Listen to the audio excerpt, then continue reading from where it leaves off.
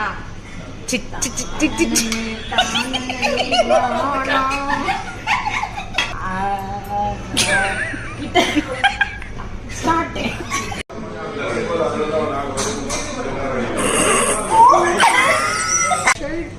Chicken fried rice.